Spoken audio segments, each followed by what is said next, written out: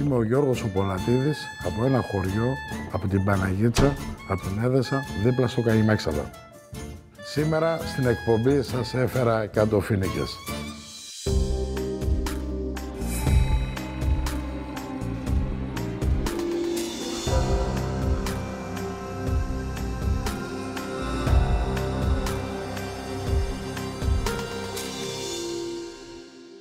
Υποδέχομαι αμέσως τον Γιώργο.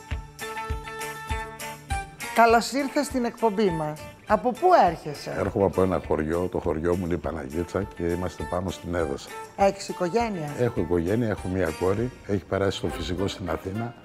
Έστειλα και τη γυναίκα μου διακοπές μαζί με την κόρη μου.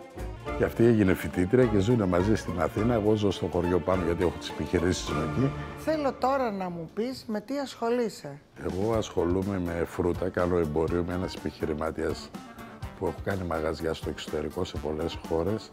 Και τώρα τελευταία έχω ένα μεγάλο εργοστάσιο και φτιάχνω φρούτα. Εσύ παράγεις φρούτα? Εγώ έχω το εργοστάσιο, φέρνουν η παραγωγή. Όλοι αυτοί που είναι στην ευρύτερη περιοχή του Καϊμάξαλα μας φέρνουν από όλα τα χωριά ροδάκινα, κεράσια, μήλα και εμείς τα εξάγουμε σε πολλές χώρες και στην Ελλάδα και σε άλλους υπήρους. Αυτή λοιπόν η επιχείρηση που έχεις, την έχεις μόνος σου? Μόνος μου την έχω ξεκινήσει από μικρός. Από πόσο?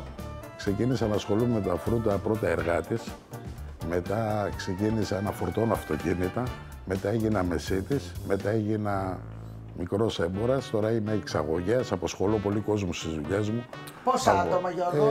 Αγοράζω από 500 άτομα, 600 και απασχολώ αυτή τη στιγμή 70-80 άτομα στις επιχειρήσεις μου. Αυτή τη στιγμή είμαι ευχαριστημένος γιατί έχω σωστά παιδιά και αυτοί με βοηθάνε και έφτασα σε αυτό το σημείο. Δεν είμαι ποτέ μόνος μου. Το ξέρω, έχεις δίκιο. Και θέλω να μου πεις και τι άλλο κάνεις, έχεις κανένα χόμπι? Το χόμπι μου είναι με τους αναγνευτές μετάλλων, με τα τι είναι αυτό πάλι? Εσύ Γιώργο, όλος είσαι μία εφεύρεση. Οι αναγνευτές μετάλλων είναι ένα χόμπι ψάχνοντας ένα τυχερό μπιτ να αλλάξει η ζωή του κάθε χομπί στα Χρυσοθύρα. Χρυσοθύρας? Ποιος είναι ο μεγαλύτερος θησαυρός που έχεις βρει? Θησαυρός είναι που ανακάλυψα αυτό το χόμπι να κάνω. Όταν ακούνε ότι είμαι Χρυσοθύρας, όλοι νομίζουν ότι βγαίνω μια βόλτα και βρίσκω ένα θησαυρό. Αυτό είναι δύσκολο. Μ' αρέσει, ψάχνω και αν δεν βρω, χαίρομαι γιατί δεν χάνω ποτέ όταν ψάχνω. Και αυτό εδώ το αντικείμενο είναι ένα από τους θησαυρούς σου? Είναι ένας από τους αγαπημένους θησαυρούς που έχω, γιατί είναι και πολλά χρόνια που έχει βγει από το 1831. Είναι 100 δραχμές, οι οποίες είναι φοίνικες. Έτσι νομίζω θα μας πει και ο Θάνος. Θα σου τα πω όλα. Ναι. Γιατί το ξέρω το αντικείμενο. Αυτό το βρήκες εσύ? Το βρήκα εγώ και άλλα αντικείμενα μαζί. Θα δώσω το λόγο στο Θάνο να μας πει αυτός ο θησαυρός που μας έχεις φέρει, τι είναι? Ξέρεις, Δέσποινα, ποιο είναι το θετικό με το Castle Trash? Το θετικό είναι ότι εμείς δεν χρειάζεται να ψάξουμε θησαυρούς, γιατί οι θησαυροί έρχονται εδώ σε εμάς για να τους εκτιμήσουμε και να πουληθούν. Αυτό είναι μοναδικό. Αυτό το αντικείμενο συνδέεται με μια προσωπικότητα την οποία εγώ θαυμάζω πάρα πολύ.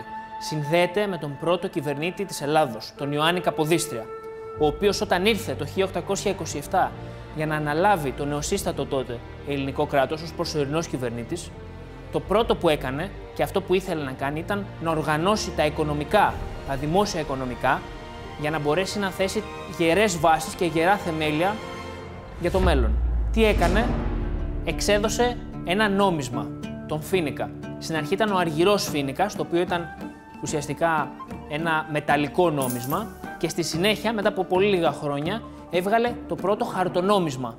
Πάμε να δούμε τι είναι αυτό που έχουμε τώρα εδώ μπροστά μας. Βλέπω στο πίσω μέρος, κάτω αριστερά, έχει κάποιες σφραγίδες. Έχει την πρώτη σφραγίδα, η οποία είναι ΟΜΕΓΑ-ΝΙ 58, είναι ο κωδικός του εργαστηρίου. K22, που αφορά τα καράτια, την καθαρότητα του χρυσού, δηλαδή είναι 22 καράτια. Και 35 γραμμάρια, GR δηλαδή, στα αγγλικά. Που είναι το βάρος. Που είναι το βάρος. Ουσιαστικά αυτό αφορά ένα αναμνηστικό του πρώτου ελληνικού χαρτονομίσματος, τον Φοίνικα 100, και είναι ένα μεταγενέστερο αναμνηστικό που έχει εκδοθεί από κάποια εταιρεία που δημιουργούσε και παρουσίαζε συλλεκτικά αντικείμενα. Εσύ, Γιώργο μου, τα ήξερες όλα αυτά? Όχι, τα μαθαίνω από το Θάνο και ήθελα να μάθω ακριβώς τη χρονολογία. Πότε μπορεί να έχει κοπεί αυτό το νόμισμα. Αυτό πρέπει να είναι γύρω στο 1990 με 2000, κάπου εκεί το βλέπω. Απογοητεύομαι γιατί είναι σύγχρονο αυτό που έφερα, όμως σαν χρυσό πάντα χαίρομαι γιατί το έχω αυτό το αντικείμενο στην κατοχή μου. Κάνε σε παρακαλώ την ερώτηση κλειδί. Είναι το κλειδί όλης της υπόθεσης. Θάνο, τι πιστεύεις ότι αξίζει αυτό το χρυσό νόμισμα που σας έφερα? Η εκτίμησή μου για το αντικείμενο που μας έφερες, σύμφωνα με τα σημερινά δεδομένα,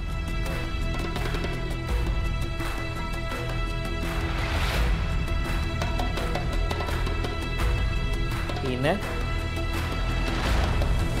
1.900 ευρώ. Σου εύχομαι καλή επιτυχία και σε ευχαριστούμε πολύ που μας συνέδεσες με την αρχή της σύγχρονης ελληνικής ιστορίας. Ο Θάνος έδωσε μια εκτίμηση στα 1.900 ευρώ. Πιστεύω είναι χαμηλή. Εγώ θα προσπαθήσω να περάσω τα 3.000. Σου εύχομαι να έχεις τη ζωή σου καλή τύχη σε ό,τι κάνεις. Ευχαριστώ πολύ. Να χαίρεσαι την οικογένειά σου και ό,τι αγαπάς εσύ. Ευχαριστώ πάρα πολύ. Κι εγώ, Γιώργο μου. Θα μπω μέσα στους αγοραστές να δω τι μπορώ να κάνω. Να είσαι καλά. Καλή τύχη. Φεύγω από το δωμάτιο της εκτίμησης. Έμαθα τα πάντα για τους φοίνικες και είμαι πιο δυνατός. Καλό μου ελεφαντούι, τι έχει κάτω από αυτό το πράσινο βελούδο? Περάστε παρακαλώ. Το ελεφαντούι τι είπε? Τώρα Είπε θα περάστε δούμε. παρακαλώ. Είπε περάστε παρακαλώ. Τι έχει το πανούι από κάτω? Α, γεια σας. Καλησπέρα σας. Καλησπέρα σε όλους και γεια σας. Καλησπέρα. Γεια σας. Το όνομά σας? Είμαι ο Γιώργος ο Πολατίδης. Είμαι από την Έδεσα, από ένα χωριό από την Παναγίτσα. Πάρα πολύ ωραία. Καλώς Καλώς ήρθατε ήρθατε. από την Δηλαδή ήρθατε από την Έδεσα για το Κάσορ Τρας. Ήρθα να ζήσω την εμπειρία, να σας δω από κοντά. Πολύ μεγάλη μας χαρά, Γιώργο. Τι να μας έχετε φέρει εκεί πέρα κάτω? Να δούμε τι θα βγάλει αυτό το πανί από κάτω. Έλαντε. Ο κόσμημα θα είναι. Τι είναι, πλακέτα φαίνεται. Αναπτήρας. Πολύ Είναι μεγάλος αναπτήρας. για αναπτήρας. Σκεφτείτε, βάλτε το μυαλό σας να ταξιδέψει, να δούμε ποιος μπορεί να βρει τι είναι αυτό. Τους βλέπω να προσπαθούν να δουν τι είναι αυτό. Και εγώ το διασκεδάζω. Τους άφησα λίγο ακόμα και χαιρόμουν. Δεν ξέρω τι είναι. Έχει ένα έμβλημα πάνω, Εθνική Τραπεζιτική Επιτροπή. Το παίρνω μαζί μου και το παίρνω στο Γιώργο που ίσως να είναι ειδικός. Δεν ξέρω εάν αυτό ήταν μήτρα για να τυπώνετε κάτι ή αν είναι κομμάτι χρυσού με συγκεκριμένο βάρος. Κύριε Γιώργο, μας έχει σκάσει. Θέλεις να μας πεις τι είναι για να καταλάβουμε? Είναι 100 χρυσές φοίνικες, ένα χαρτονόμισμα που είχε κοπεί επί Καποδίστρη το 1831 και επειδή σχανόντουσαν αυτά τα χαρτονομίσματα, κόψανε αυτές τις 100 χρυσούς φοίνικες για να υπάρχουν. Γι' αυτό θα γίνει συλλεκτικός, κάθε χρόνο που περνάει παίρνει μεγαλύτερη αξία και λίγα κομμάτια υπάρχουν στον κόσμο. Είναι 22 καράτια, είναι 37 γραμμάρια. Δεν υπάρχουν, δεν έχει δεύτερο στο είδος. Άρα είναι 200 χρόνων, λέτε περίπου. Δεν είναι 200 χρόνων. Κόπηκε μετέπειτα από το 70 και ύστερα για να μας θυμίζει αυτά τα νομίσματα. Μας κοπήκαν 5-10 κομμάτια το πολύ σε όλο τον πλανήτη. Εγώ πάντως έχω διαφορετική εντύπωση από αυτό που βλέπω. Είναι πάρα πολύ απλό να αξιολογήσουμε την αξία του σε χρυσό. 35 γραμμάρια είναι σφραγισμένο στα 22 καράτια πράγματι. Ωστόσο, όσον αφορά την ηλικία του, έχω την εντύπωση ότι αυτό εκδόθηκε πολύ αργότερα και αναφέρεται στους 100 φοίνικες στην Αίγινα του 1831. Αλλά έχει εδώ ένα στοιχείο που καθορίζει, που είναι ο δικέφαλος αετός στην περίοδο της δικτατορίας στην Ελλάδα και νομίζω ότι πρέπει να έχει εκδοθεί αυτή την περίοδο. Ο Τσαγκαράκης, από κοντά μου φαίνεται ένας άνθρωπος που γνωρίζει το αντικείμενο καλά και στα κοσμήματα δεν κάνει λάθη και πάντα δίνει υπεραξία. Ας ξεκινήσουμε λοιπόν τις προσφορές. Ο Γιώργος γνωρίζει την αξία του αντικειμένου. Η Έρμα έχει καταλάβει την προέλευση της πλάκας, ενώ Ελωμίδα, η Όλη και Γιατρός αντιμετωπίζουν το αντικείμενο ως επένδυση, έτοιμοι για δυνατή δημοπρασία. Θα ξεκινήσω με ένα, θα σκεφτείτε πολύ χαμηλό ποσό, Αλλά αυτή είναι η διαδικασία της δημοπρασίας. Εγώ θα πω 400 ευρώ. Για να περιμένω λιγάκι να δω τι θα κάνει ο κύριος Τσαγκαράκης. Εσάς σας ενδιαφέρει πάντως αυτή η πλακέτα, να τη βάλετε στη συλλογή σας? Εγώ νομίζω πως αυτό το αντιμετωπίζεις μόνο σαν μια επένδυση των χρημάτων σου σε χρυσό. Δεν γνωρίζω Ξέρεις τι είναι 100 χρυσοί φοίνικες? Κάτσε ρε παιδί μου, δεν θα το φορούσες, να. Όχι, δεν φοριέται, δεν φοριέται. Εγώ αποχωρώ. Παιδιά, η αξία είναι μεγαλύτερη σε χρυσό, αν σας ενδιαφέρει πάντως. Οπότε, τι να σας πω, θα δώσω 1.000 ευρώ λοιπόν, ορίστε, για να σας ανάψω λίγο τα αίματα. Ο Τσαγκαράκης έκανε τετραψήφιο νούμερο, 1.000 ευρώ. Αρχίνησε να ακούγεται καλά το μέταλλο στο αυτί μου. Το μετά από 10 χρόνια, αν η αξία του είναι 3.000-4 τώρα, μπορεί να φτάσει 40. Δεν έχει νομίζω άδικο. ότι δεν ανεβαίνει, όσο ανεβαίνουν τα ευγενή μέταλλα. Πάντοτε σαν χρυσό θα το βλέπουμε, όχι σαν ένα κομμάτι που βγήκε. Δεν είναι μία πλάκα χρυσό που να γράφει ένα νούμερο. Έχει πάνω την Ελλάδα, έχει σαφέστατα, την ιστορία. αλλά αυτό απευθύνεται σε αμιγώς συλλέκτες τέτοιων νομισμάτων. Και να ταξιδέψει και να πουλήσει πρόλογο, γιατί όλα στη ζωή είναι πρόλογος. Είναι η αγάπη για τη χώρα σου. Γι' αυτό το σκεφτήκαν αυτοί οι άνθρωποι και φτιάξαν αυτά. Αν το χρειαστεί κάποιος να το δώσει, να το πουλήσει, θα πουληθεί σαν χρυσό. Όχι βάσει της ιστορίας του φοινικικού νομίσματος. Είστε φανταστικός πολιτής, πραγματικά. Κοίταξε, κάνω λίγο. Εγώ είμαι από χωριό, Σας δεν μπορώ να τα βάλω με εσάς που έχετε μία λάψη που γνωρίζετε και βλέπετε κάθε μέρα άτομα σαν και εμένα. Εγώ, κύριε Γιώργο, σε θέλω να έρθει στην εκπομπή μου. Να πείθεις το κοινό, γιατί όλα αυτά που λες είναι σωστά. Οι τάσεις για να ανέβει η αξία του χρυσού είναι πολύ κοντά. Ενδεχομένως και τώρα, σε αυτό το επόμενο άμεσο διάστημα. Έχεις δώσει 1.000 ευρώ? Εγώ έχω δώσει 1.000 ευρώ. Και για να το ξεκαθαρίσω και για το γιατρό μας και για το κοινό. Έχει την αξία του χρυσού και έχει και κάποια υπεραξία ακριβώς, γιατί δεν είναι ένα πλακίδιο χρυσού που έχει μια σφραγίδα 999. Έτσι, έχει και μια υπεραξία ως μια πλακέτα που έχουν κοπεί 69.000 ίσως και περισσότερα. 69 είναι αυτή, 69.000 κάτι. Λοιπόν, για βάλτε τα ριάλια τώρα, γιατί δεν σας βλέπω. Αυτά μπορεί να τα αγόρασαν 2 άτομα, 3 άτομα. Μην μπερδεύεστε. Το χρυσό το βουτάνε. Έχω ασχοληθεί, έφαγα πολλές εργατόρες ψάχνοντας για θησαυρούς, ψάχνοντας για μέταλλα. Ευγένει. Δεν ασχολούμαι ούτε με σίδερα ούτε με καρφιά. Πώς τα ψάχνετε εννοείται? Έχω μηχανήματα, αναγνευτές μετάλλου. Αυτά τα έτσι, στις παραλίες, καδένες. Παραλίες, βουνά, μεγάλους θησαυρούς. Έχω πάρει μέρος. Τι λέτε τώρα? Θησαυρούς μου αρέσει πάρα πολύ. Είναι ένα όνειρο που ταξιδεύει το μυαλό. Gold Hunter. Ναι, Gold Hunter. Χρυσό. Ναι.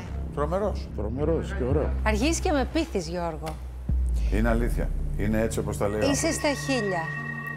Είμαι χαμηλά. Έχει ακόμα. Έχει ακόμα. 1.100.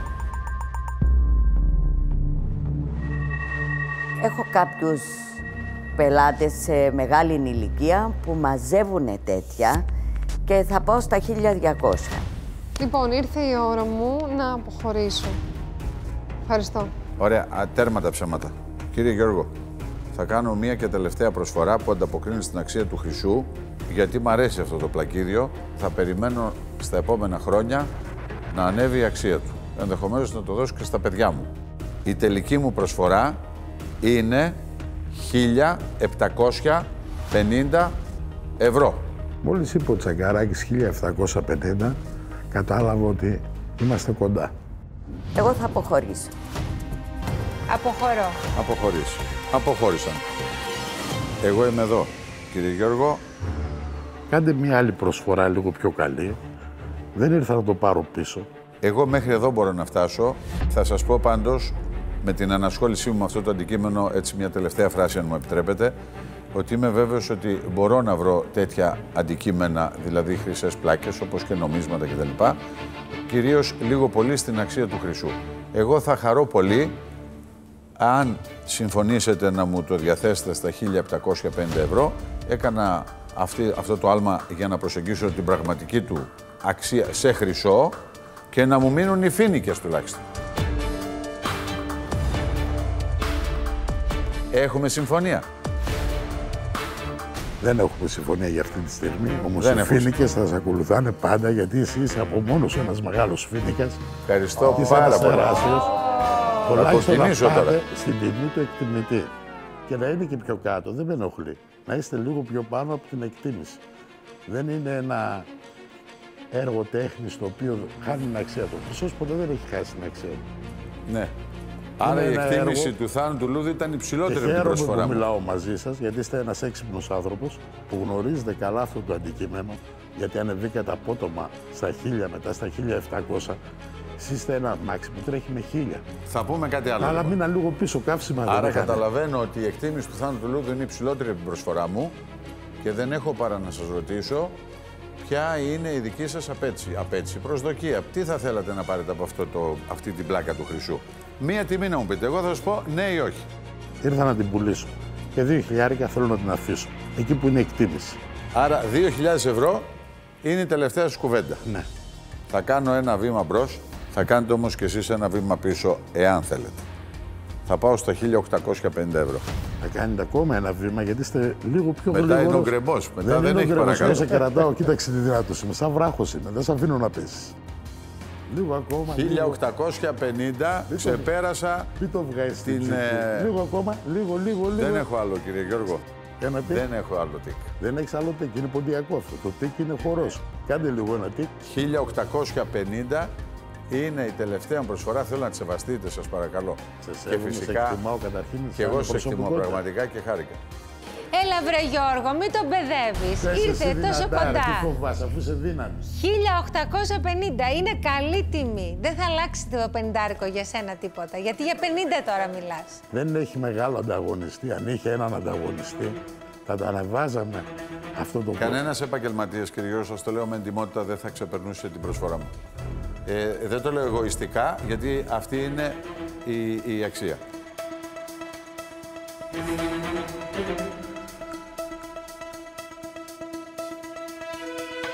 Εγώ είμαι μέχρι εδώ, κύριε Γιώργο. Θέλω να σας παρακαλέσω να το σεβαστείτε. Θα κάνουμε συμφωνία στα 1.850 ευρώ.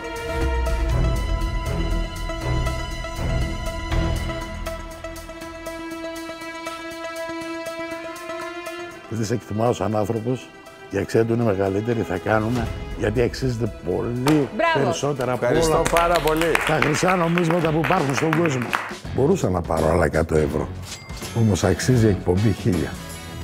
Την εκτίμηση του Θάνου, πείτε μας. Ήταν κοντά στα 2.000, όμως και η τιμή που πήρα είναι καλή. Πάντα δεν πρέπει να κερδίζουμε, είμαι δυνατός, πάντα κερδίζω, δεν έχω ανάγκη από χρήματα. Μπράβο. Γεια σας. Bye bye, στο καλό, γεια σας. Γεια.